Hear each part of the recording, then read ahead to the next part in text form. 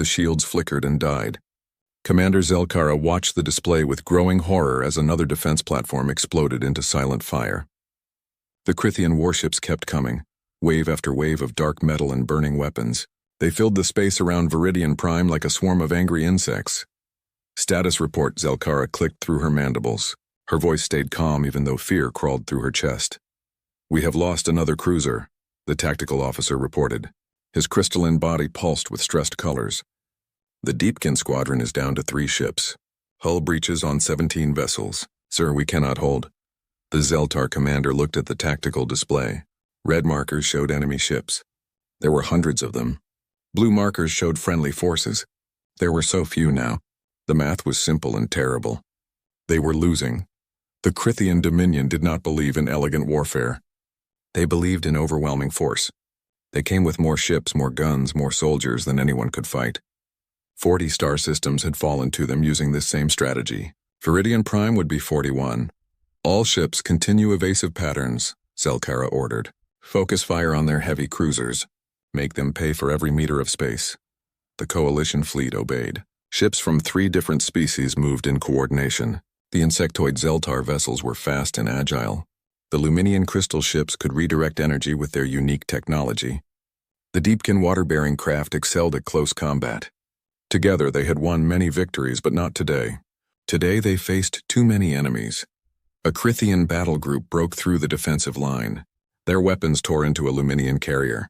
The beautiful crystal structure shattered into 1,000,000 pieces, each one catching the light of the distant sun. 3,000 souls died in an instant. Civilian transports are still evacuating the planet, another officer reported. They need 20 more minutes. Zelkara felt the weight of those words. 20 minutes. An eternity in battle. A heartbeat in the span of life. How many would die to buy those 20 minutes? Then we give them 20 minutes, she said firmly. All ships form defensive wall Alpha 7. Protect those transports with everything we have. The remaining coalition ships moved into position. They placed themselves between the massive Crythian fleet and the fleeing civilian vessels. On the planet below, millions of people looked up at the sky and prayed to their various gods. They watched the lights of battle and hoped to live another day. War Master Thulkor sat in his command throne and watched the tactical display with satisfaction. The pathetic coalition defense was crumbling. Soon he would claim another system for the Dominion. Soon he would add another victory to his long list. Their fleet is down to 30% combat effectiveness, his second-in-command reported. They are forming a defensive position around the evacuation transports. Noble, Thulkor said with amusement in his voice. And pointless. Send in battle groups 7 through 12. Crush them. 6 dozen Crythian warships accelerated toward the coalition line. Their weapons charged with deadly energy. The coalition ships fired back desperately.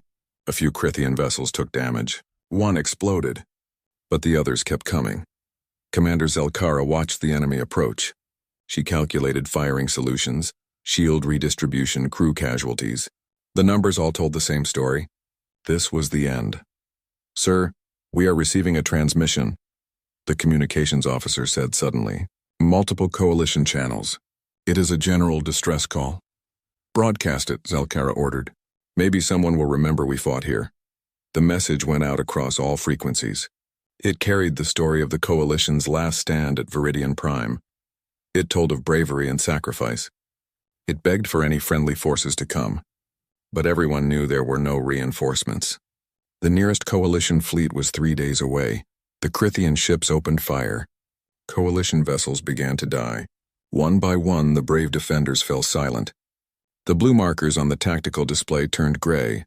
Zelkara prepared to give the evacuation order. The civilian transports needed 5 more minutes, but there was no point in everyone dying. Her crew had done enough. They had earned the right to survive if they could. Then something impossible happened. Sir, sensor contact, the tactical officer shouted. Unknown vessel entering the system. Coordinates 74 Mark III. Zelkara turned to look at the display.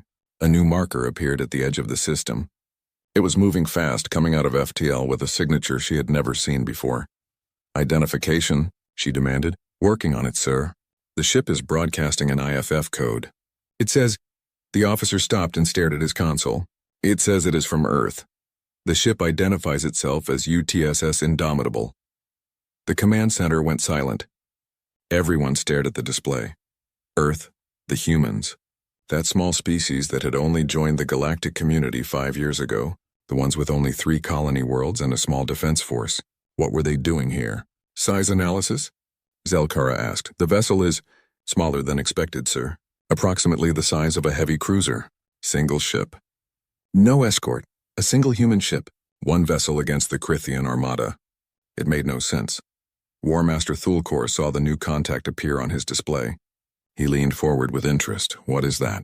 He demanded. Human vessel, War Master. Records indicate this is a military ship from Earth. They are hailing us. Let me hear it, Thulkor ordered. He was curious what this tiny species would say. The communication channel opened. A human voice spoke. It was female, calm, and somehow confident despite the situation. This is Captain Elena Kursk of the United Terran Star Forces ship Indomitable. To all coalition forces, break off and regroup behind our position. We will handle the Krithian fleet. Silence filled both command centers. On the Zeltar flagship, officers stared at each other in confusion. Handle the Krithian fleet, one ship? Then the human spoke again, this time directly addressing the Krithians. Krithian Dominion fleet, this is your only warning. Power down your weapons and withdraw from this system. If you continue hostile actions, we will defend our allies with lethal force. Thulkor began to laugh. The sound filled his command center. His officers joined in, amused by the absurd arrogance of this minor species. Respond to them, Thulkor ordered when he stopped laughing. Tell them they face 500 warships. Tell them to run home before we add humanity to our list of conquered species. The message was sent. The human ship did not respond with words. Instead, it accelerated directly toward the Krithian fleet. The single vessel moved with surprising speed, heading straight into the teeth of the armada. Commander Zelkara watched the human ship approach. She did not know whether to admire their courage or mourn their imminent destruction. But something made her follow the human captain's orders. All coalition ships fall back, she commanded. Reform behind the human vessel. The surviving coalition forces withdrew. They watched as the tiny human ship positioned itself between them and 500 Krithian warships. The battlefield seemed to hold its breath. On board the Indomitable, Captain Elena Kursk sat in her command chair. Her crew worked at their stations with focused intensity. They were frightened. They were outnumbered. But they were human and they had come to fight. All stations report ready, Captain, her first officer said. Elena nodded. She looked at the display showing the massive enemy fleet. Then she smiled, fierce and determined. Good, she said quietly. Activate Ragnarok Protocol. Let's show them what humans can do. The UTSS Indomitable cut through space like a blade. Its hull was dark gray metal, scarred from previous battles. To the watching coalition forces, it looked small and fragile, compared to the massive Krithian dreadnoughts. But there was something in the way it moved that caught attention. It did not hesitate. It did not slow down. It moved like a predator that had found prey. Captain Elena Kursk studied the tactical display in front of her. 500 enemy ships. Her crew of 300 humans. The math did not favor them. But math had never stopped humanity before. Sensor analysis, she ordered. Lieutenant Chen spoke from his station. Krithian fleet is maintaining standard battle formation. Heavy cruisers in front, destroyers on the flanks, carriers in the rear. They are not adjusting for our presence, Captain. They do not see us as a threat. Elena smiled without humor. Good, keep it that way. Weapons, status. All systems green, Captain, replied Commander Jackson. Railguns charged. Missile tubes loaded. Nanite swarms ready for deployment. Electronic warfare suite online. We are ready to dance. Around the bridge, her crew worked with calm efficiency. They came from every corner of Earth. Chen was from Beijing. Jackson's family came from Detroit. Communications officer Maria Rodriguez grew up in Buenos Aires. Navigator Kofi Mensah was born in Lagos. Tactical officer Yuki Tanaka called Tokyo home. They spoke different languages, followed different traditions, believed different things. But here now they were one. They were human. They were crew. Captain receiving transmission from Coalition flagship, Rodriguez reported. Commander Zelkara wants to speak with you. Put it through. The Zeltar commander's face appeared on the screen. Her insect features were hard to read, but her voice carried clear concern. Captain Kursk, we appreciate your courage, but this is suicide. The Krithian fleet will destroy you in minutes. Please withdraw while you can. Elena understood the commander's fear. The coalition species had fought the Crithians many times. They knew the enemy's strength. But they did not know humans. Commander, my government sent me here to protect our allies, Elena replied. We received your distress call. We came as fast as we could. Now we are going to do what we promised. We are going to stop them. How? Zelkara asked. The question was desperate. You are one ship. One human ship, Elena corrected gently. That makes a difference. Trust us, Commander. Keep your forces back. We will need room to work. She closed the channel before Zelkara could argue further. There was no time for long explanations. The Crithian fleet was moving. On the Crithian flagship, War Master Thulkor watched the human ship approach with growing annoyance. The arrogance of this species irritated him. They needed to learn their place in the galaxy. He would teach them. What do we know about human military capabilities? He asked his intelligence officer. Very little, War Master. They have only recently developed FTL technology. Their fleet is small. Perhaps 50 vessels total across all classes. They have never fought in a major engagement. By all reports, they should not be a significant threat. And yet they challenge 500 of our finest warships. Thulkor mused. Perhaps they are simply foolish. Or perhaps they have something we do not know about. Deploy scout ships. Scan that vessel. I want to know what weapons it carries. 6 Crithian scout ships broke formation and accelerated toward the Indomitable. They were fast, lightly armed vessels designed to gather information. Their sensors focused on the human ship, trying to penetrate its hull and identify its systems. On the Indomitable, alerts began to sound. Enemy scouts incoming, Tanaka reported. They are running active scans on us. Let them look, Elena said calmly. Jackson, when they get within 10,000 kilometers, give them something to scan. Yes, Captain. Jackson's fingers danced across his console. Priming Surprise Package 1. The Crithian scouts drew closer. Their sensors worked to analyze the human ship. What they saw confused them. The power readings were strange, fluctuating in ways that did not match known technology. The hull composition was unusual, some kind of enhanced alloy. The weapon signatures were. Multiple warnings suddenly screamed across their displays. Weapons lock, one scout pilot shouted. They are targeting us! Before the scouts could react, the Indomitable fired. But it did not use conventional weapons. Instead, it released a cloud of something that looked like metallic dust on sensors. The cloud spread rapidly, engulfing all 6 scout ships. What is that? Thulkor demanded. Report. Unknown particles, War Master. They are attaching to our ships. They are eating through the hulls. On the scout vessels, nanite swarms went to work. Microscopic machines, each smaller than a grain of sand, covered the ships in seconds. They did not destroy the vessels. They did something worse. They disabled them. Engines died. Shields flickered out. Weapons went offline. Communications cut to static. In 30 seconds, 6 Crithian scouts became 6 pieces of floating debris, their crews alive but helpless. Impossible, Thulkor whispered. He had never seen technology like this. Elena watched the results with satisfaction. That got their attention. Chen, start running pattern Delta 7. Keep us moving. Make them work for target locks. Yes, Captain. Engaging evasive maneuvers. The Indomitable began to move in ways that made coalition observers question their sensors. It twisted and turned with acceleration that should have crushed the crew. It performed barrel rolls and sudden direction changes that violated standard tactical doctrine. Human pilots flew by instinct as much as computer calculation. The ship became unpredictable, impossible to track with automated targeting systems. Thulkor felt the first touch of uncertainty. This was not how space combat worked. Ships moved in predictable patterns based on physics and optimal firing solutions. But the human ship moved like it was dancing, like it was alive. All battle groups advance and destroy that ship, he ordered.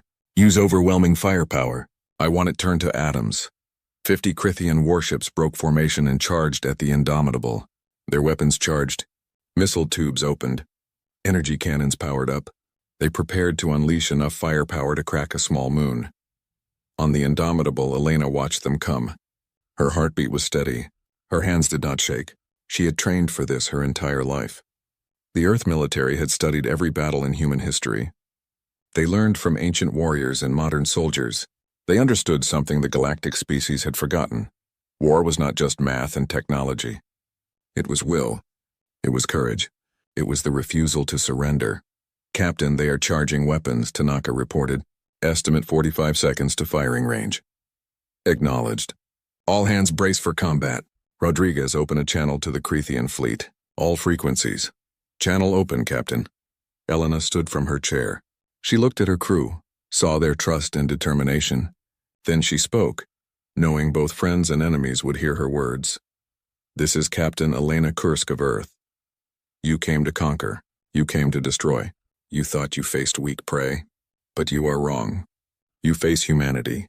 We do not kneel. We do not surrender. We fight until we win or until we die. There is no third option."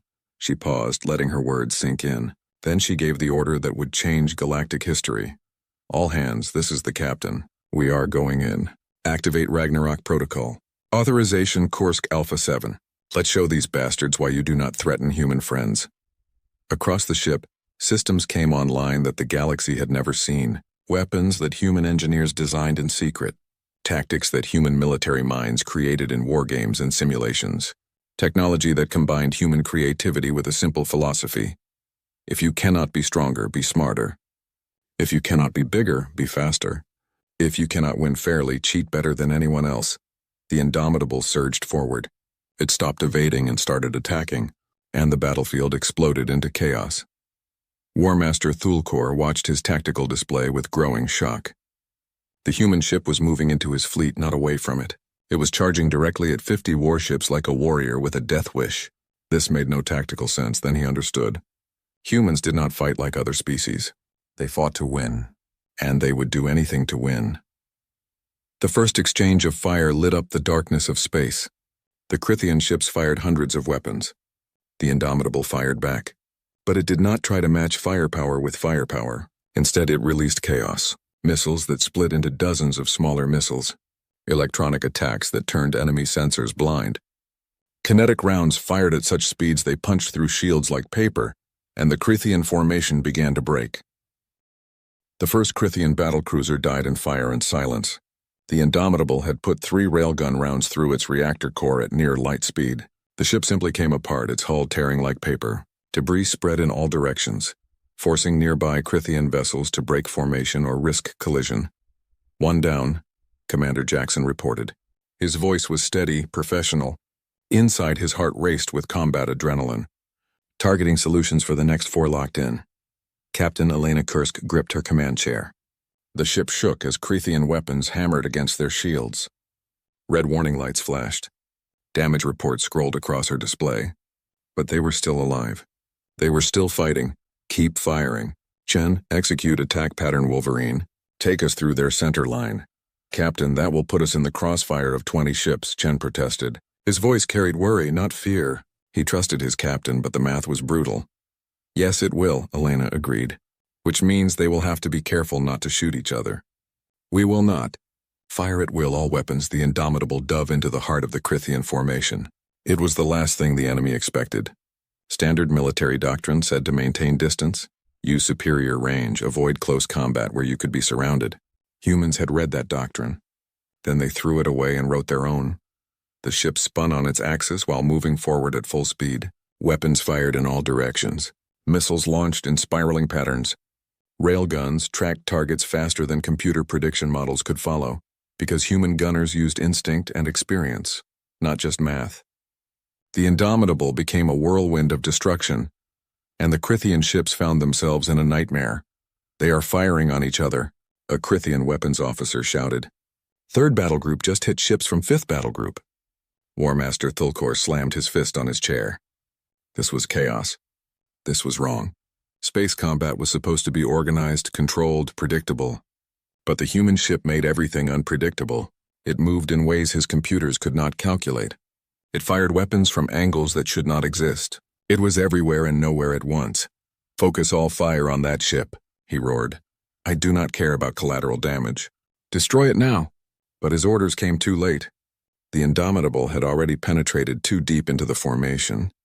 Crethean ships hesitated, afraid to fire and hit their own forces. In that hesitation, the human ship killed 3 more vessels. On the Indomitable's bridge, alerts screamed constantly. Shield strength was dropping. Hull breaches on decks 7 and 12. Fire and Engineering Section 3. Casualties mounting. But the crew fought through the damage with grim determination. Shield generators are overheating, reported Engineer Lieutenant Sarah Williams over the comm. Her voice came through static.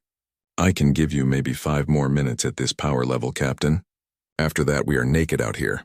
Understood. Keep them running as long as you can. We are almost through their formation. The ship shuddered as another enemy blast got through the shields. Metal groaned. Someone screamed over the shipwide channel, then went silent. Direct hit on our port quarter, Jackson reported. His console sparked. He slapped out the small fire with his bare hand. We lost 2 railgun turrets. Missile Pod 6 is offline.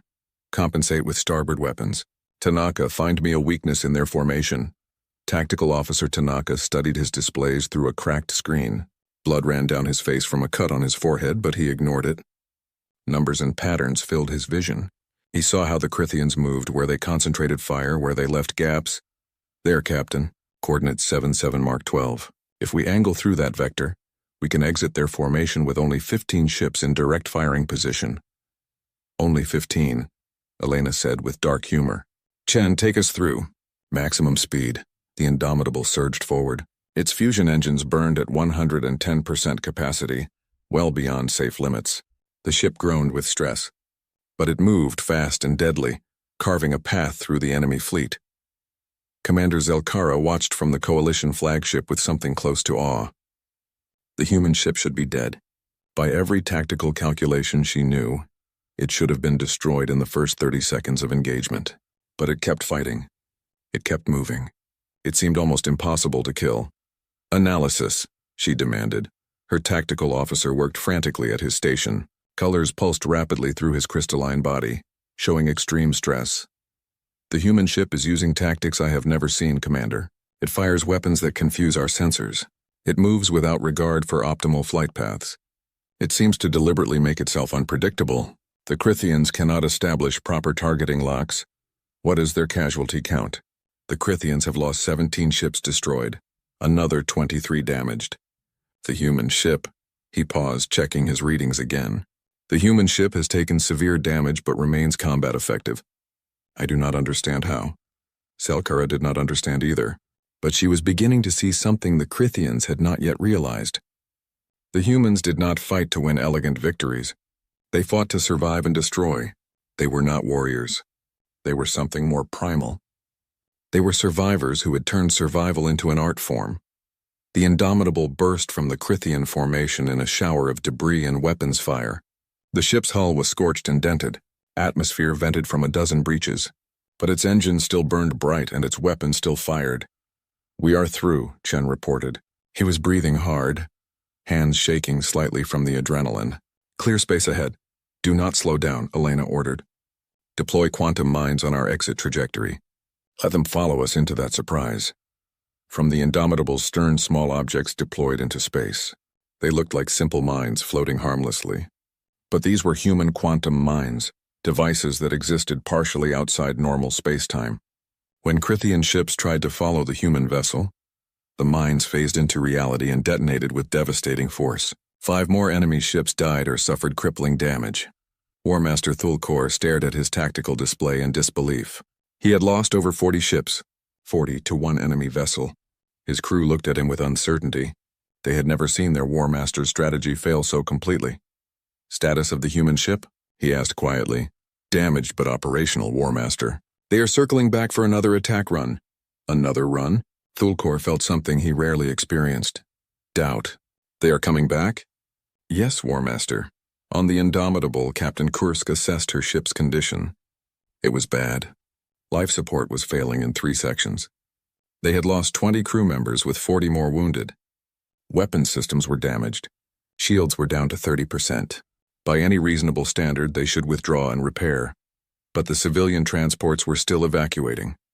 The Coalition fleet was still too weak to fight alone. And Elena Kursk was human. Reasonable standards did not apply. Prepare for attack run 2, she ordered. Jackson, we are low on missiles. Switch to kinetic weapons and electronic warfare. Chen, I want you to set up a collision course with their flagship. Every head on the bridge turned to look at her. Captain, a collision course? Chen asked carefully. Not an actual collision, Elena clarified with a slight smile. Just make them think we are crazy enough to ram them.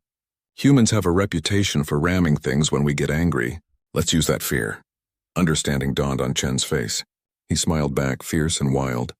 Yes, Captain. Setting ramming course for the Crithian flagship. The Indomitable turned and accelerated back toward the enemy fleet. This time it did not try to be clever or tactical. It simply pointed at the largest Crithian ship and charged at maximum speed. The message was clear and terrifying. The humans would crash their ship into the enemy command vessel if necessary. War Master Thulkor saw the human ship coming directly at him. His sensors confirmed it was on a collision course. His mind tried to process this information. Were they actually going to ram him? It was insane. It was suicide. It was working. Fear touched his mind for the first time in decades of warfare. Evasive maneuvers, he shouted. Get us away from that ship! The Crithian flagship, massive and powerful, began to turn. Other ships in the formation scattered, trying to get out of the way of the apparently suicidal human vessel. The careful formation dissolved into chaos once again. At the last possible moment, the Indomitable veered away from the flagship. But as it passed, it unleashed every weapon it had left. Railguns fired at point-blank range. Nanite swarms covered the flagship's hull. Electronic warfare attacks crashed through the Crithian ship's computer systems. The flagship did not die. It was too large, too well armored, but it was hurt.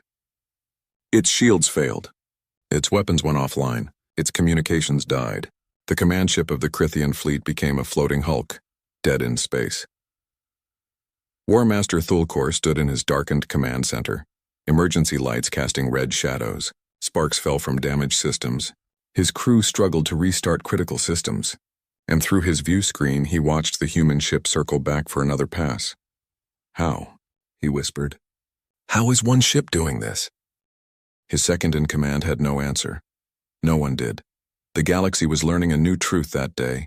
Humanity was not stronger than other species. They were not more advanced. They were not superior warriors.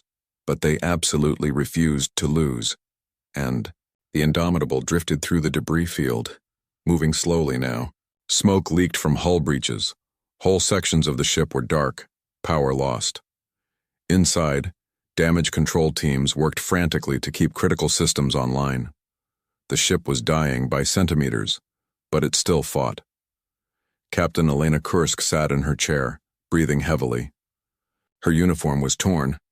Burns marked her left arm where a console had exploded. Blood trickled from a cut above her eye. Around her, the bridge crew looked equally battered. But their eyes still held fire. Status report, she said. Her voice was hoarse from shouting orders through the battle. Commander Jackson consulted his damaged console. We have lost 60% of our weapons. Shields are at 15% and failing. Hull breaches on 20 decks. Life support is critical. Engineering says we have maybe 30 minutes of combat capability left. After that, he did not finish the sentence. He did not need to. Casualties? Elena asked quietly. 43 dead. 68 wounded. Medical bay is overwhelmed. Elena closed her eyes for a moment. 43 souls. 43 families back on Earth who would receive terrible news. 43 people who trusted her to bring them home. The weight of command was a physical thing pressing down on her shoulders, but she could not stop. Not yet. The mission was not complete. Chen, what is the status of the civilian evacuation? Last. Transport just cleared the planet's gravity well, Captain. They are jumping to FTL now. All civilians are safe. Elena felt a small spark of relief. At least that was something. The people of Viridian Prime would live. The battle had meaning, even if they died here. Tanaka, enemy fleet status. Tactical Officer Tanaka studied his cracked display. His face was pale from blood loss, but his mind was still sharp. Crithian fleet has lost 207 ships destroyed or disabled. Their flagship is still offline. But Captain? He looked up at her with worried eyes. They still have almost 300 combat-capable vessels. We hurt them badly, but they can still win if they regroup. Elena nodded slowly. She had known this moment would come. They had done incredible damage, but one ship could not defeat an entire armada. The math finally caught up with courage. They needed help. Rodriguez. Hail the Coalition fleet, all channels. Channel open, Captain. Elena stood from her chair, swaying slightly. She gripped the back of the chair for support and looked at the camera that would transmit her face to the Coalition ships. Commander Zelkara, this is Captain Kursk. The civilians are safe. Your people are safe. But we cannot do this alone anymore. My ship is badly damaged. My crew is dying. We have bought you time and shown you the enemy can bleed. Now I am asking you to stand with us. Fight with us. Help us finish what we started. Silence stretched across the comm channels. Elena waited, wondering if her words would be enough. The Coalition species had been beaten down by the Crithians for so long. Fear was a powerful thing. It could make brave beings hesitate. On the Coalition flagship, Commander Zelkara stared at the human captain's image. She saw the damage, the exhaustion, the pain, but she also saw the determination. This human had crossed the galaxy to help strangers. She had fought impossible odds without hesitation. She had shown what was possible when someone refused to accept defeat. Zelkara made her decision. All Coalition ships, this is the commander. We have watched humans fight for us. We have watched them bleed for us. They did not run. They did not surrender. Now it is our turn to show the same courage. All ships charge weapons and prepare for assault. We attack together with our human allies. For Viridian Prime. For the Coalition. For honor. Across the Coalition fleet, cheers erupted. Ships that had been preparing to retreat suddenly surged forward with renewed energy. The Zeltar vessels buzzed with battle excitement. The Luminian crystals glowed with fierce light. The Deepkin warships released their battle cries into the void. The Coalition fleet, inspired by human courage, found its own strength again. They charged at the Crithian fleet together, Coalition and human forces united. War Master Thulkor watched this development from his emergency command station. His flagship was still crippled, but he had transferred command functions to a cruiser. His mind raced, trying to understand what was happening. The Coalition had been defeated. They were broken, ready to surrender. But now they fought with new fury. The human ship had changed everything. One vessel and 300 mad warriors had turned the tide of battle through sheer force of will. War Master, the Coalition fleet is attacking, his tactical officer reported. Their formation is aggressive. They are not fighting defensively anymore. Thulkor understood. The humans had taught the Coalition something dangerous, that winning was possible if you fought without fear. This was a disaster. If word of this defeat spread, other species might find their courage too. All remaining battle groups intercept the Coalition fleet.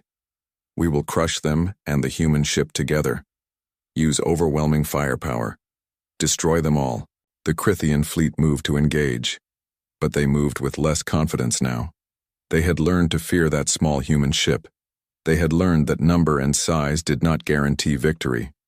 The two fleets crashed together in a massive engagement. This time, the fighting was different. The Coalition ships fought with human tactics, being unpredictable and aggressive. They took risks. They made bold moves. They stopped fighting like they expected to lose and started fighting to win. The Indomitable joined the battle despite its damage. Elena would not let her ship sit idle while others fought. The human vessel moved slowly now, but its remaining weapons still fired. Railguns tracked targets, the last missiles launched, and the crew fought with desperate determination. Captain, Crithian battle group moving to flank the Luminian squadron, Tanaka reported. They will be overwhelmed. Elena assessed the situation quickly. The Luminians were some of their best allies. They could not afford to lose them, but her ship was in no condition for another hard fight. She made her decision anyway. Chen, intercept course. Full speed. Captain, our engines are barely functional. If we push them now, we might lose propulsion completely. I know. Do it anyway. The Indomitable turned toward the Crithian battle group. Its engines screamed in protest, but they pushed forward. The ship positioned itself between the enemy and the Luminian vessels, shields raised, weapons armed. Captain, we cannot survive another concentrated attack, Jackson said quietly. It was not protest, just truth. I know, Elena replied, but we are going to try. This is what humans do. We protect our friends even when it costs us everything. The Crithian ships opened fire. Weapons struck the Indomitable's failing shields. The barriers flickered and died. Energy blasts hit the hull directly. Metal screamed. Explosions ripped through the ship. The entire vessel shuddered with impacts. On the bridge, consoles exploded. Fire erupted from damaged systems. Rodriguez was thrown from her station, hitting the wall hard.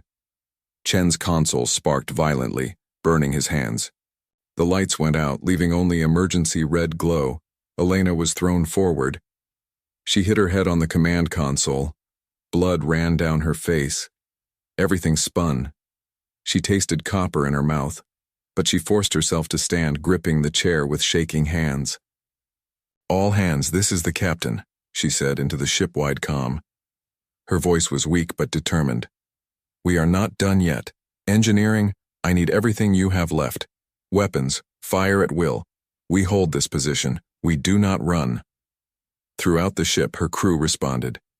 In engineering sections filled with smoke and fire, humans worked to keep the reactors running. In weapons bays with hull breaches and failing life support, gunners loaded and fired. In medical bays overflowing with wounded, doctors worked to save lives even as the ship died around them. The Indomitable continued to fight. It was a wreck, barely more than a floating piece of debris, but it still protected the Luminian ships. It still fired its weapons. It still stood between the enemy and its allies. Thulkor watched the human ship take damage that would destroy any other vessel, but it would not die. It would not stop. And he finally understood what he faced. Humans did not fight like other species. They did not calculate acceptable losses. They did not retreat when logic said to retreat. They fought until they won or until death took them. There was no middle ground. "Focus all remaining ships on the human vessel," he ordered. His voice carried a note of something close to respect. "Kill it with everything we have." But before his ships could concentrate their fire, something unexpected happened. The Coalition fleet, seeing the Indomitable's sacrifice, reacted with fury. They abandoned their own battle plans and surged forward to defend the human ship. Commander Zelkara led the charge. "All ships, protect the Indomitable. They saved us. Now we save them." Coalition vessels threw themselves into the path of enemy fire. The Zeltar frigates used their speed to harass Crithian gunners. The Luminian cruisers redirected energy attacks away from the human ship. The Deepkin vessels rammed into Crithian destroyers in desperate close combat. The battle became chaos, but it was glorious chaos. The Coalition fought not with strategy, but with emotion. Thiru. The siege cannon was humanity's most powerful weapon. It was designed to destroy planetary fortifications from orbit, to crack open asteroid bases, to shatter anything in its path. No one had ever tried to use it against another ship in close combat. The recoil alone could tear the Indomitable apart in its current damaged state. But Captain Elena Kursk did not care about regulations or safety margins anymore. She cared about ending this battle. She cared about saving her crew and her allies. She cared about showing the galaxy that humanity kept its promises. "Siege cannon charging," Commander Jackson reported. His voice was steady despite the pain in his burned hands. Power diverting from all non-essential systems. Life support failing in multiple sections. Medical bay is on emergency power. "Captain, when we fire, we will be completely defenseless." Acknowledged. "How long until full charge?" 90 seconds, Elena nodded. 90 seconds was an eternity in battle. The Crithian fleet would not sit idle while the humans charged their super weapon. They would attack with everything they had. "All crew, this is the captain." Elena's voice echoed through the dying ship. "We are going to fire the siege cannon at the enemy command ship. This will use all our remaining power. After we fire, the Indomitable will be dead in space. Some sections will lose life support entirely, but if we succeed, we will break the enemy's will to fight. We will end this battle. We will save our friends. I am proud to serve with every one of you. Whatever happens next, know that we fought with honor. We fought for something bigger than ourselves." Throughout the ship, her crew prepared for what might be their last moments. In engineering, Lieutenant Williams watched the power levels climb toward critical. Her team worked to keep the failing reactors stable just a little longer. In the weapons bay, gunners loaded the final siege cannon round, a projectile the size of a small vehicle. In medical, Doctors sedated wounded crew members in sections about to lose life support, hoping someone would rescue them before their air ran out. On the bridge, the remaining officers stayed at their stations. Chen's hands were bandaged, but he maintained course toward the enemy command ship. Tanaka calculated firing solutions with one eye swollen shut. Rodriguez, her arm in a makeshift sling, worked to keep communications open. Jackson monitored weapon systems despite the pain that made his vision blur, and Elena stood at the center of it all, fleeting and exhausted but absolutely unbroken. War Master Thulkor saw the energy readings spike on the human ship. His sensors screamed warnings about the power building in the Indomitable's bow. "What is that?" he demanded. "Unknown weapon signature, War Master. Power levels are off our scale. They are pointing it directly at us." Thulkor felt fear transform into fury. These humans had destroyed his fleet, embarrassed his empire, and made him feel weak. Now they dared to threaten him directly. No, he would not allow it. All ships, concentrate fire on the human vessel. Destroy it before it can fire that weapon. Use everything. Nuclear missiles, plasma torpedoes, everything we have. I want that ship turned to dust. 20 Crithian warships turned their weapons on the Indomitable. Every gun, every missile launcher, every weapon system locked onto the damaged human vessel. It was enough firepower to destroy a dozen ships. They fired as one. The space around the Indomitable lit up with explosions. Nuclear missiles detonated against the hull. Plasma torpedoes burned through armor. Energy beams sliced into the ship's structure. The coalition vessels tried to intercept, but there was too much incoming fire. Some got through. The Indomitable shuddered under the assault. Entire sections simply ceased to exist, blown away by the overwhelming firepower. The stern of the ship broke partially away, held only by structural supports. Fire spread through the corridors. The beautiful vessel that had come to save them was being torn to pieces. On the bridge, the impact threw everyone to the floor. The ceiling collapsed. Metal beams fell. Chen screamed as debris crushed his leg. Rodriguez stopped moving, unconscious or worse. Tanaka's console exploded, throwing him backward. Elena hit the floor hard. Something broke inside her chest. She could not breathe properly. Blood filled her mouth. The world turned gray and distant. She could hear the ship dying around her, metal screaming its death song. But she could also see the siege cannon's charge indicator. 80%. 90%. So close. She dragged herself toward the weapons console. Her body did not want to move. Pain made everything dim and confused. But she forced herself forward, inch by agonizing inch. She had to reach that console. She had to fire. "Jackson," she gasped. "Jackson, fire the weapon!" Commander Jackson was pinned under a fallen beam. His face was pale with pain and blood loss. But he heard her. He stretched his arm toward his console, fingers reaching for the firing control. Almost there. Just a little more. His fingers touched the button. The UTSS Indomitable fired its siege cannon. The weapon released energy equivalent to a small star. The projectile left the barrel at a significant fraction of light speed, surrounded by a field of directed nuclear plasma. It crossed the distance to the Crithian command cruiser in less than a second. The impact was apocalyptic.